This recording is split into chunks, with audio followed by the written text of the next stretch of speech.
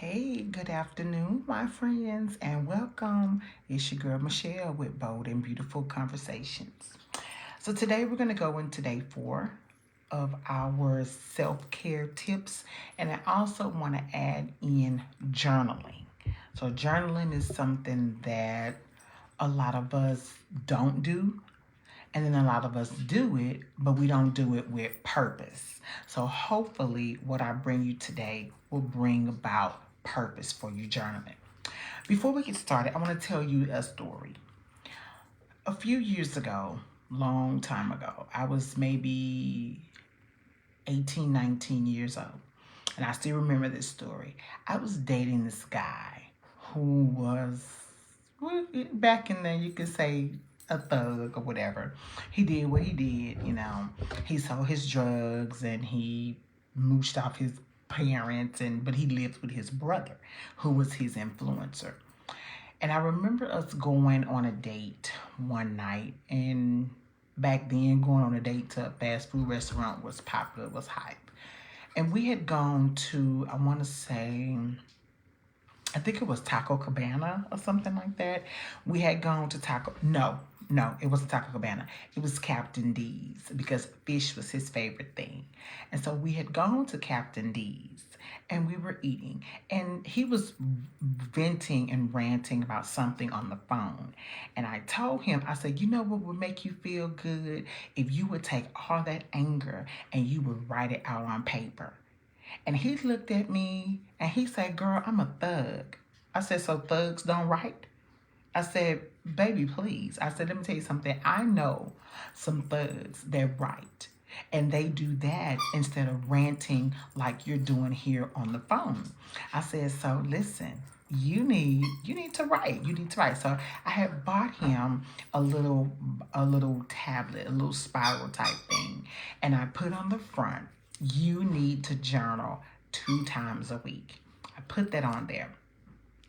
And so he was like, girl, I'm not going to use this journal. You're wasting your time. I said, okay. I said, you'd be amazed at how good it makes you feel. So I gave him the journal and we were leaving and he had put it in his glove box. I said, okay. I said, that means eventually you're going to use it because it's in this car. You didn't throw it out. It's in the car. And so we go on and we still date, a couple months go along the line or whatever. And so he comes to pick me up. We go on another little date, but we're going to go by some friend's house first. So he goes in to get the friends. So I look in that glove box and I see that journal in the glove box. But at that point, it looked like it had been used. And so I opened it and he had some actual writing in there. And so at that moment, I'm deciding, should I read it or should I not read it? Should I read it? Should I not read it? And I'm like, I want to read it. Like, I want to read it so bad. I want to read it so bad. I want to read it. And so he had about 4 or 5 pages in there. And so I saw him coming. So I hurried and put the journal back in the glove box. So he got in the car and he said, you went in my glove box, didn't you? I said, what? He said, you went in my glove box, didn't you? He said, did you read it? Did you enjoy it? I said, I didn't read it. I said, I was just glad that you wrote in it. And so he said, no, go ahead and read it. I said, no, that's your personal. He said, Michelle, go ahead and read it. He said, matter of fact, read it to me. And so I opened up the journal and I read it. And he wrote down his most deepest and intimate feelings about how he felt about me, about our relationship, about the way he was living. And so when we were done, when I was done reading it, I said, see, it didn't hurt to journal. It didn't hurt to journal. Did it hurt you to journal? And he said, yeah, because I felt like I was too hard to write. I'm not supposed to be writing. I said, but why? It's just simple writing. He said, but I will admit that after I wrote, I did feel better. I felt better because I felt like all of that was locked inside of me and I had to release it. And he said, like you told me, some things you can't always talk to people about. You have to write it down. So that's what I want to bring to you today. How sometimes you can't always talk to people, but you can write things down. But then you're thinking, my mind has so much in it and it does so many things. How do I know what to write down? So I have 2 questions for you. or 2 prompts that you can use. One prompt will be, what is something that you're the most proud of, no matter how big or how small? What is something that you're proud of? So if I was to write on that, I have a list of things that I'm proud of.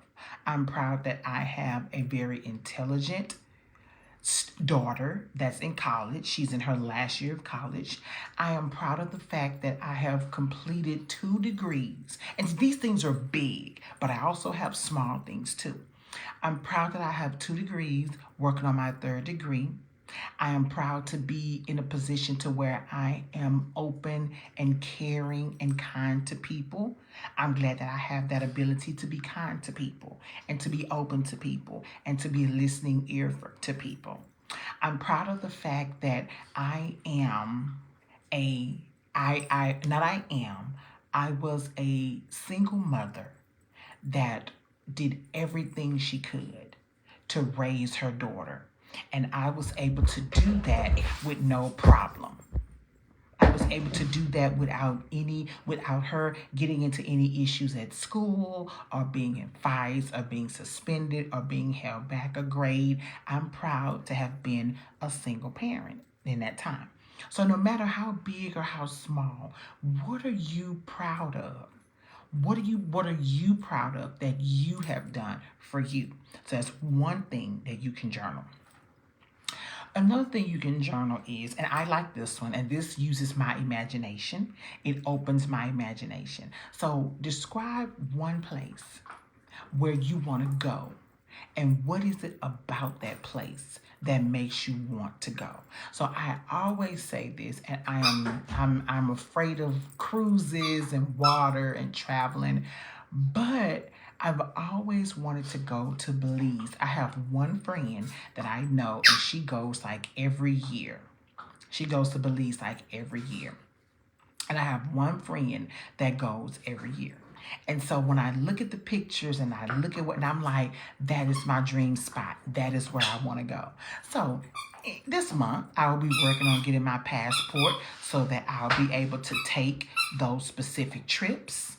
I'll be able to go, to Belize maybe one day. I don't know, some cruise or something, once I build up enough nerve. So I write that down and I vision myself doing it. I imagine myself doing it. I see myself on this Belize trip.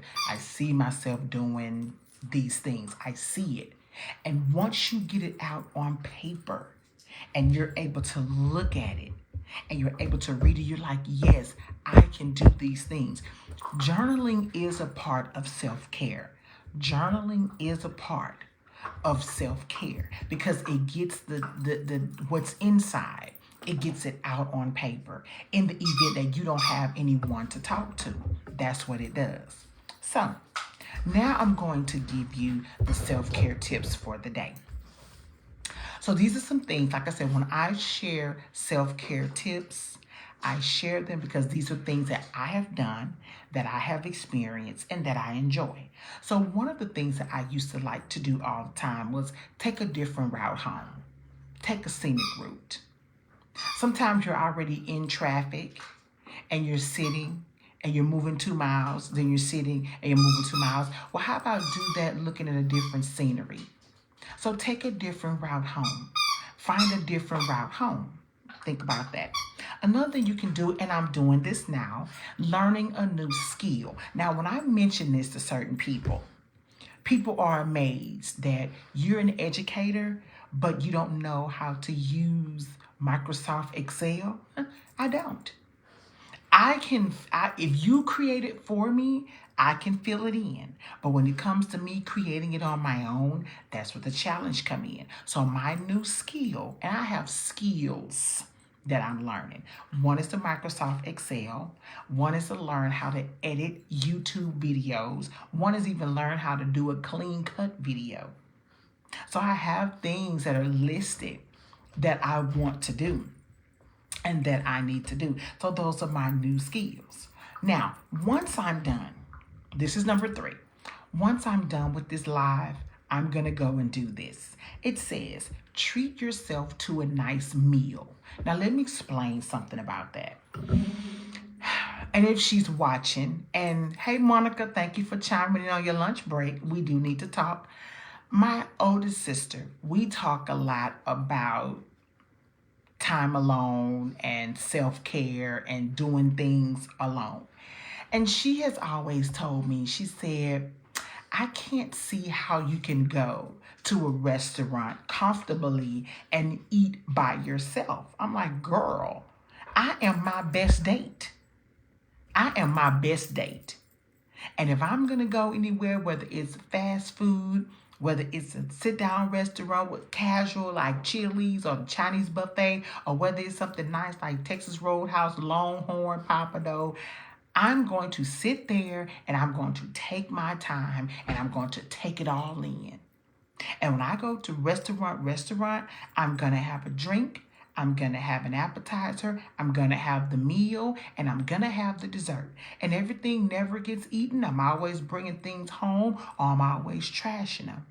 But I treat myself to a meal alone. I enjoy eating alone.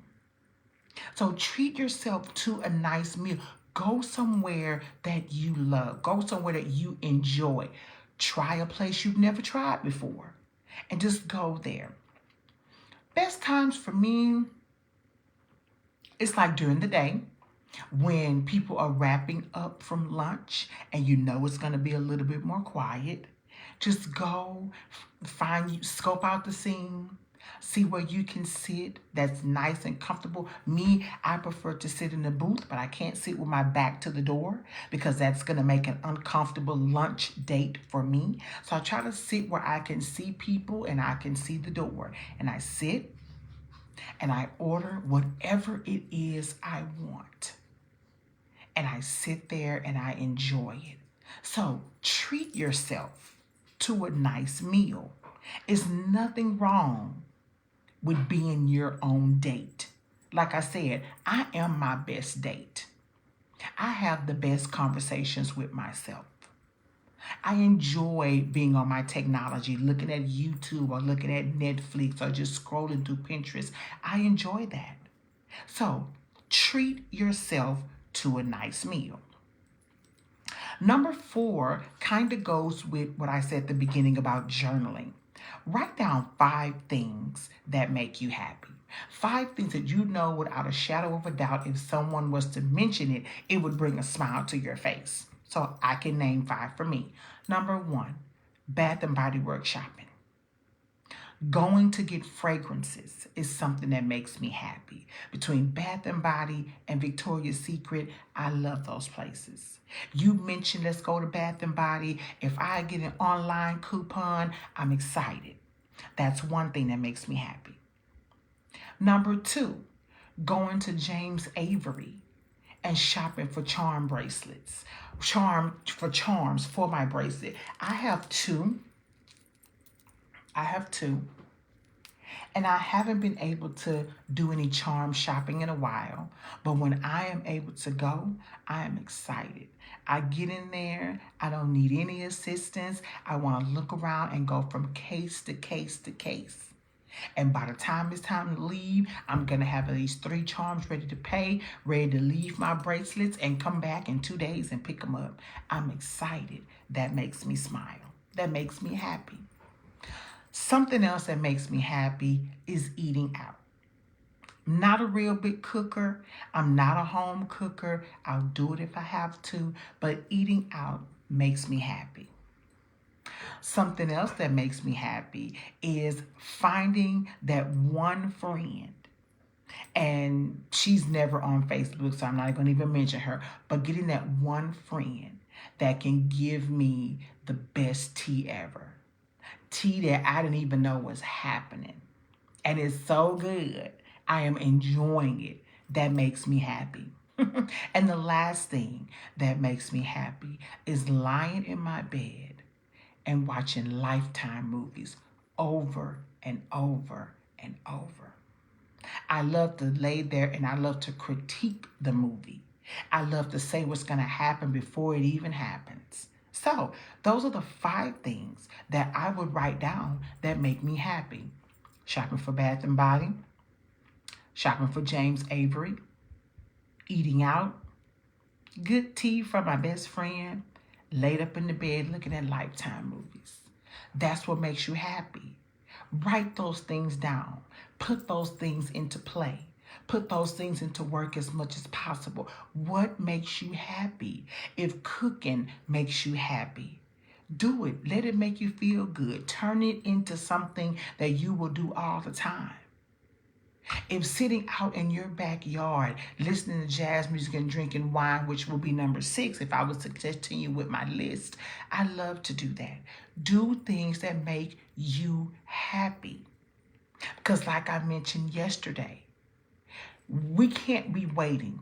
People are not designed to come in and make us happy. We're already supposed to be happy. And what they're going to come in and do is they're going to enhance your happiness. That's what they're meant to do.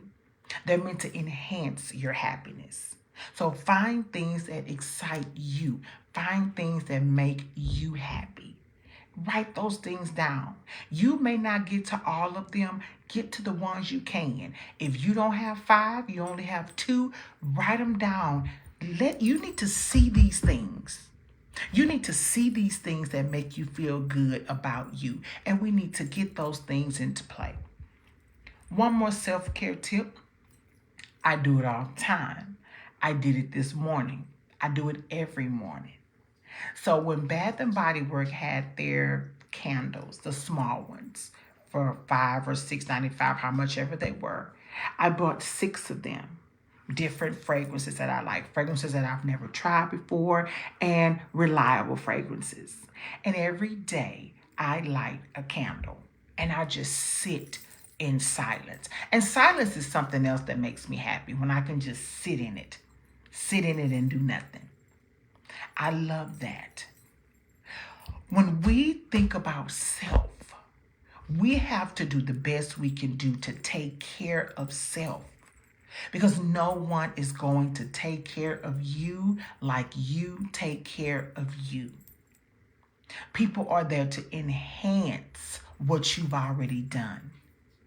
People are there to say, yes, I see your smile. I see your shine. I see your happiness. How can I be a part of that? We shouldn't be waiting for people, waiting for others to make us happy. We have to be happy within ourselves already. Because like I say all the time, at the end of the day, you still have to deal with you. That person who you thought was going to make you happy, they're gone on with their thing. They have moved on to something different. And you're sitting like, hey, well, what about me? Well, what about you? Now, these things are definitely easier said than done. Becoming happy with yourself, being self-aware, self-improvement, self-development, those things take time. It's a process. You have to build on that. It's a process. Take it one day at a time. When you get up and your feet hit the ground, thank God for your feet hitting the ground. And then think about, as you wash your face and brush your teeth. And remember, whether we're going anywhere or not, we're getting up and we're getting dressed. We're getting up and we're putting on clothes. We're getting up and we're putting on earrings. We're putting on necklaces. We're putting on bracelets. We're putting some lip gloss on. We're spraying a little bit of perfume. We're getting up and we're getting dressed, regardless if we have an inside or an outside agenda. We're getting up and we're getting dressed. It starts with how you see yourself and how you perceive yourself. I don't want to see myself depressed. I don't want to feel depressed. I don't want anxiety hanging over me. I don't want worry hanging over me. Yes, it's going to be there. No, it's not going to go anywhere. But I don't want to dwaddle in it and roll in it all day, every day. I don't want to do that. I have to start somewhere. And so I start by thanking God when my feet hit the ground. And then as I'm washing my face and brushing my teeth and getting dressed, I'm planning for my day. What is it that I want to do today? How do I want to feel today? Let's not think about how I want people to see me, how I want people to view me. No, because when you go out and you come back, are you bringing those people back with you? Of course you're not. You're not bringing those people back with you. You're coming back the same way you left, by yourself. So you have to get into your mind. I love me. I care about me. I want to improve me. So what can you do to make that happen? Little bitty steps. I don't care if you write it down. I don't care if you put it in the notes section of your phone. I don't care if you get tons of these Post-it notes and rip them off and write and stick them on your wall, or stick them on your desk, or stick them on your computer, or stick them in your car, or put them on your mirror in the bathroom, or put them on your purse, or put them on your headboard. I don't care where you put them. Make this transition and this thing about you. Self-care, self-love, self-development, self-awareness, self-improvement. Self matters. You have to matter to yourself before you can matter to someone else. Because if not, you're going to be living and spinning your wheels trying to do for them and not sure of what you need to do for you. Journaling is a powerful thing. When you begin to feel a certain way, you need to think about, why am I feeling like this? I've seen so many people on my timeline, and I know we're now using Facebook for different things, and a lot of people vent their frustrations out on Facebook. That's fine. But you know what?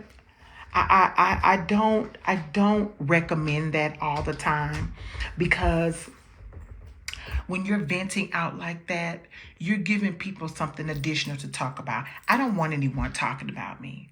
I don't want anyone in my business like that. So I prefer to write things down. And periodically during my videos, you're going to continuously see this notebook, because this notebook has tons of things in it. I have more pages back here because I have more things to write.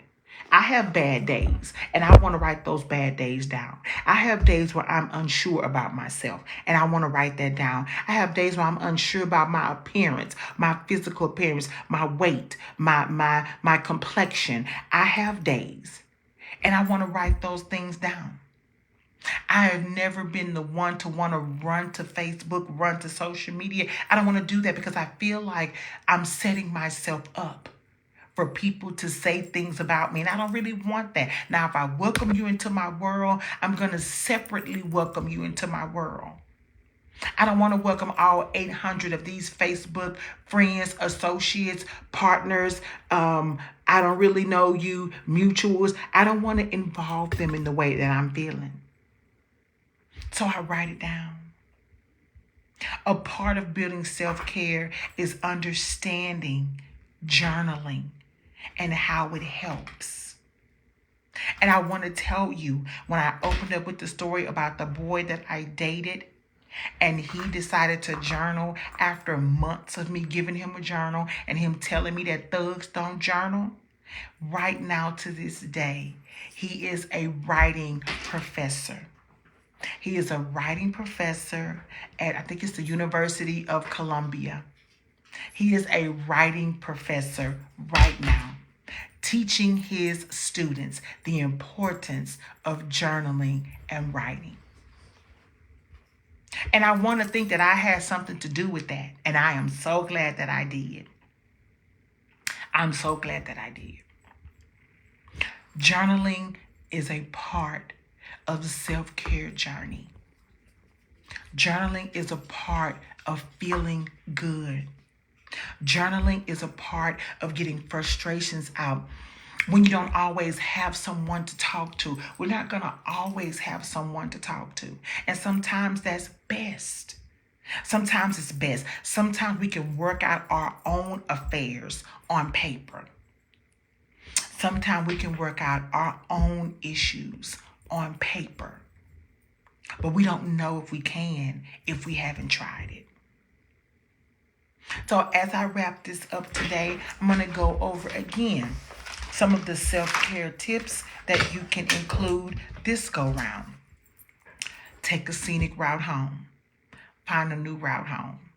Even if the route may be a smidget longer, take it, try it out and see. Number 2, learn a new skill.